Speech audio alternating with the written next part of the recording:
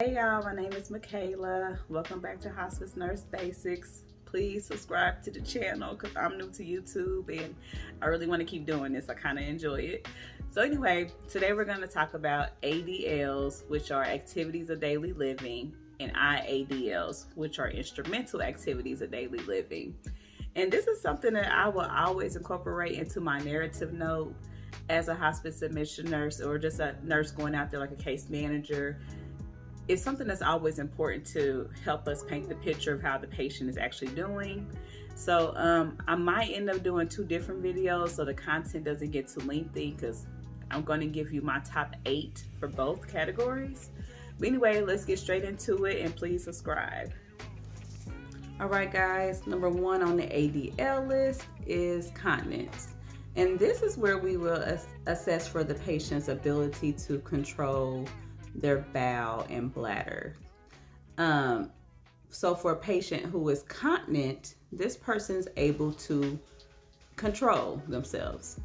We have the word incontinent that means the inability to control our stools and bladder.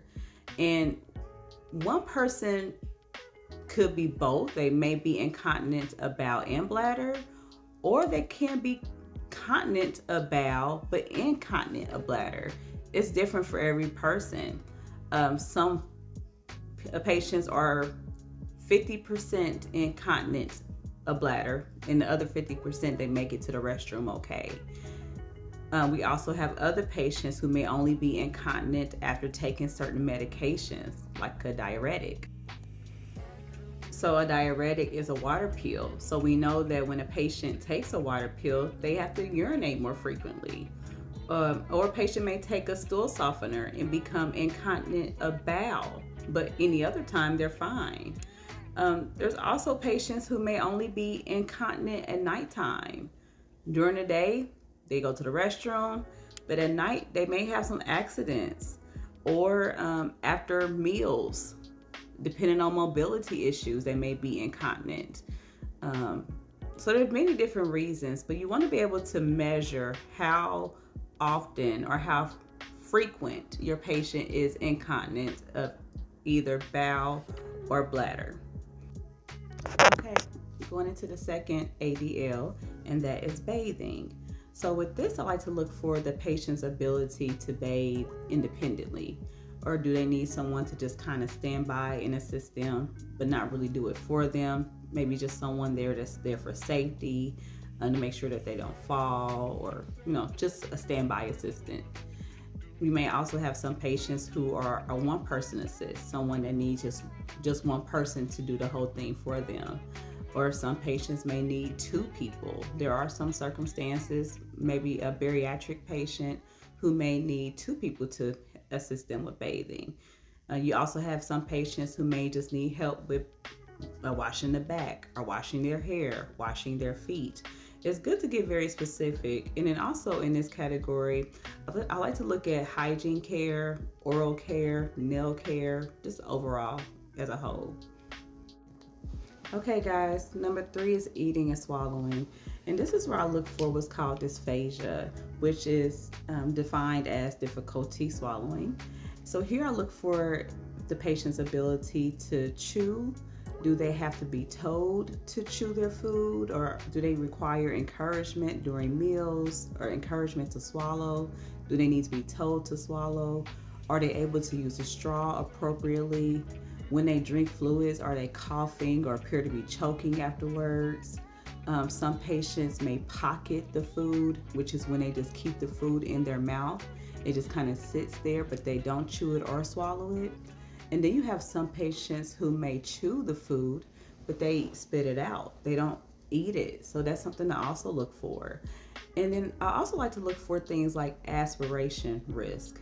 This is also a good sign that they may have some dysphagia. Okay guys, my 4th ADL is feeding, which is different from the eating and swallowing. So for me, this is the ability to feed themselves.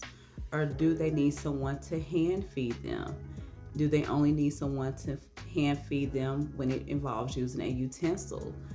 How does a patient do with finger foods? You will notice that some patients are able to do like French fries and chicken nuggets, but when it comes to eating soup, they have challenges.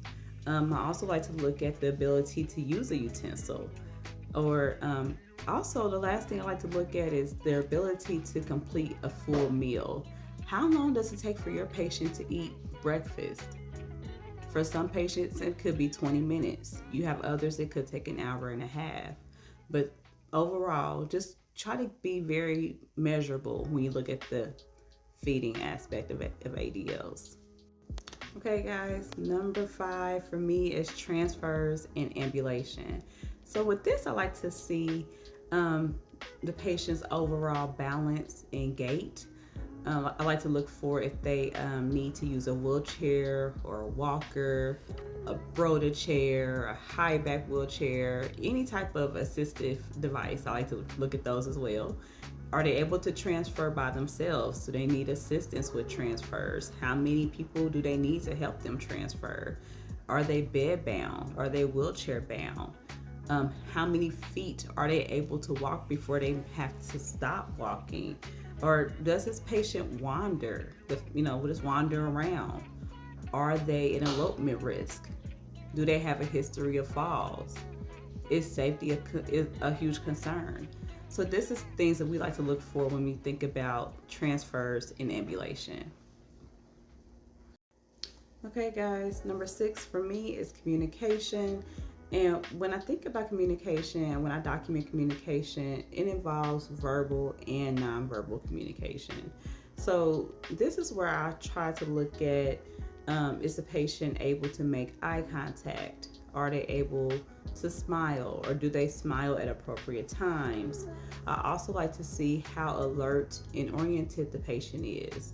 Do they know who they are? Do they know what day of the week it is? Do they know where they are? And when I think about that, I also like to think about, do they know what event is taking place? So for example, when you're in the hospital, the patient may be able to look around and say, well, duh, I'm in the hospital. It's obvious. But you want to ask, why are you in the hospital? Can they answer that question for me appropriately? Also, when it comes to communication, I like to evaluate how many words can the patient speak that are intelligible, or is their speech mumbled or garbled? Do they speak word salad, just meaning that they speak words, but the words are not used appropriately, or they just don't make any sense? I also like to look at their social skills. Are they able to socialize with other people? Are they able to have conversations? Do they forget, or are they forgetful? Are they confused? And then also like to look at behaviors, like easily agitated. Are they irritable? Do they become frustrated? How's their overall mood? Any changes in their mood? And I will also like to look at things like social media use, emailing, text messages. You may notice as we reach more baby boomers that they do actually use email, that they are on Facebook, that they do have Google or Zoom meetings with family members. So that's something else to look at. It's, all technology is definitely a huge part of communication, especially in this day and age. And then I also like to see their ability to use a telephone. Are they able to call 911 if there was an emergency? That's something so important to know about your patient and to think about. If something happened to this patient, do they know how to use a telephone? Who is their emergency contact? Do they know how to get in contact with that person? So this is all signs and different ways to assess communication. Okay, we're at number 7, and this is dressing.